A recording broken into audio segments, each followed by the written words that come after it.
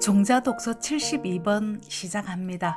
서점에서 시대를 막론하고 꾸준히 팔리는 책은 돈에 관한 책과 인간관계에 대한 책입니다. 세상을 살아가면서 가장 힘든 부분은 바로 인간관계입니다. 학교 생활이 어려운 것도, 회사 생활이 힘든 것도, 결혼 생활이 괴로운 것도 따지고 보면 그 근저에는 타인과의 관계가 들어있습니다. 이처럼 인간관계는 우리 삶의 매우 핵심적이고 중요한 요소지만 안타깝게도 수학 공식처럼 정해진 답을 찾기란 매우 힘이 듭니다. 있다고 다 보여주지 말고, 안다고 다 말하지 말고, 가졌다고 다 빌려주지 말고, 들었다고 다 믿지 마라. 이 명언은 셰익스피어의 세대 비극 중 리어 왕 편에 들어있는데요. 어느 바보가 리어 왕에게 들려준 말이라고 합니다. 이 말은 인간관계의 핵심을 너무도 정확하게 짚어주고 있습니다.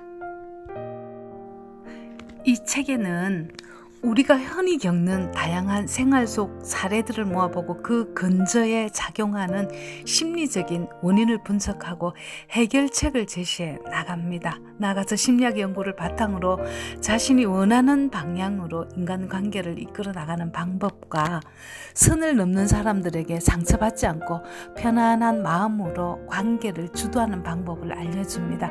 그 첫 번째가 나를 먼저 돌보는 방법으로 내가 먼저 확실하게 중심을 잡고 단단히 서 있어야 한다는 것. 두 번째가 다양한 심리 법칙을 통해서 이해하기 어려운 마음의 작동 원리를 배우는 것. 세 번째가 인간관계를 잘 관리해서 자신의 인간관계를 어떻게 풀어나갈지에 대한 힌트를 얻을 수가 있습니다. 이 책은 1장 인간관계 준비하기, 2장 인간관계 사용하기, 3장 인간관계 관리하기 이렇게 간단하게 구성이 되어 있고요. 계란으로 치자면 노란자만 소복하게 들었다는 그런 느낌이 드는 내용입니다. 나르시시즘이라고 들어보셨죠? 나르시스트라는 말은 자기 도취자라는 뜻입니다. 건강한 나르시스트는 스스로에 대해서도 타인에 대해서도 긍정적인 인식을 가지고 있고 탄탄한 자존감 덕분에 외부 평가에 흔들리지 않는 뿌리 깊은 사람들입니다. 반면 부정적인 나르시스트는 자기 자신만 대단하고 남들은 나보다 못하다라는 가스라이팅적인 인식을 가지고 있어서 늘상 자신이 우월하다고 생각합니다. 그래서 공감 능력이 떨어지고 제의식이나 수치심이 작습니다. 이들의 특징은 타인과 교류하려 들지 않고 지배하려고 합니다. 참 무서운 사람들이죠. 중요한 건 자존감 문제입니다. 자존감이라는 씨앗은 비교하지 않음으로써 생겨나는 것, 있는 그대로의 나를 사랑하는 힘이라고 에이브럼 메슬로가 말했습니다. 자존감은 실제적 경험이 바탕이 되고 일정한 성과가 동반되어야 길러집니다. 그러니까 자존감은 근육과 같아서 길러지기도 하고 빠지기도 하는 거라서 늘 잘 돌보면서 살아가야 합니다. 자존감을 높이려면 경험하고 즐겨야 합니다. 그리고 그 과정에서 반드시 자기 자신과 싸워서 이겨야 합니다. 자신의 위치, 상황, 조건을 긍정하고 현재 자신에게서 최선의 가치를 뽑아내려는 자세가 중요하다고 합니다. 우리는 누구나 부탁을 하고 누구나 거절을 당하면서 살아갑니다. 거절하고 난 뒤에 찾아오는 찰나의 불편한 감정을 견딜 수 있을 때 삶의 주도권을 찾아올 수가 있습니다. 누군가에게 무리한 부탁을 받았다면 생각해보고 내가 내일 연락할게 라는 안전지대를 꼭 사용해보라고 합니다. 솔직하게 자신을 드러내는 것이야말로 건강한 인간관계를 만드는 첫 걸음입니다. 세상에는 함부로 다뤄도 될 사람은 아무도 없습니다. 그와 마찬가지로 누구도 나를 함부로 대하게 만들어서는 안 됩니다.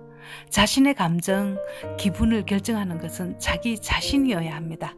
상대의 반응은 내가 어찌할 수 없는 부분이지만 그 반응을 내가 어떻게 행동할지는 내가 선택해야 할 부분입니다.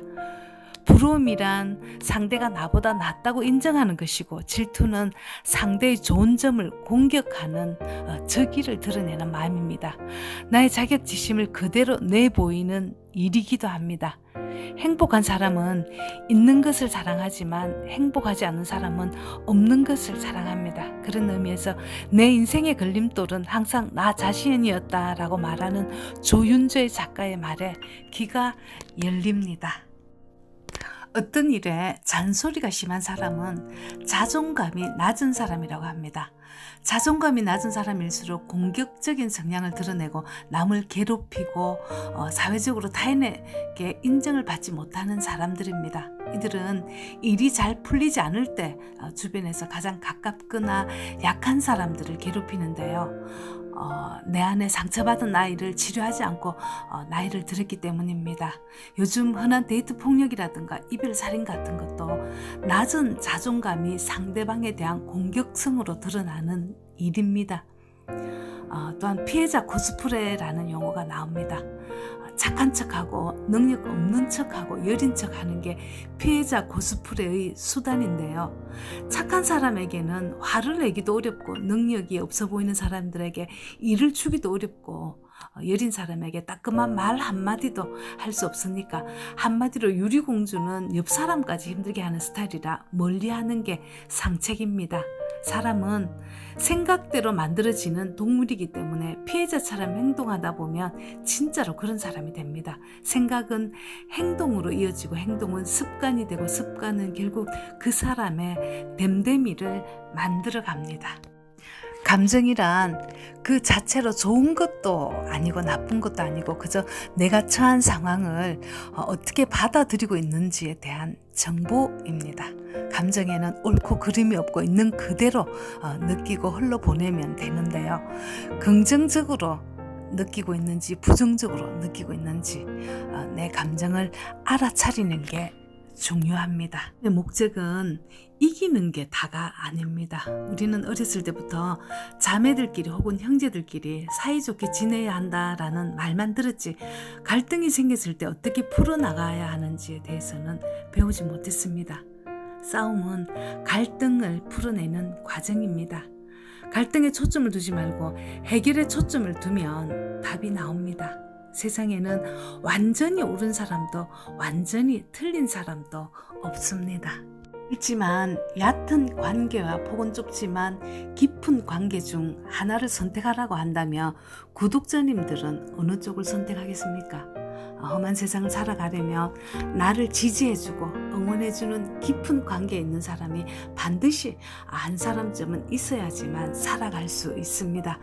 미국의 사회학자 에미 워너라는 교수가 있습니다. 그는 경제적으로 열악하기 그지없는 하와이 섬 가운데 가장 열악하다는 카우아이 섬에서 1955년도에 태어난 아이 838명을 30년 넘게 추적 조사한 걸로 유명한데요.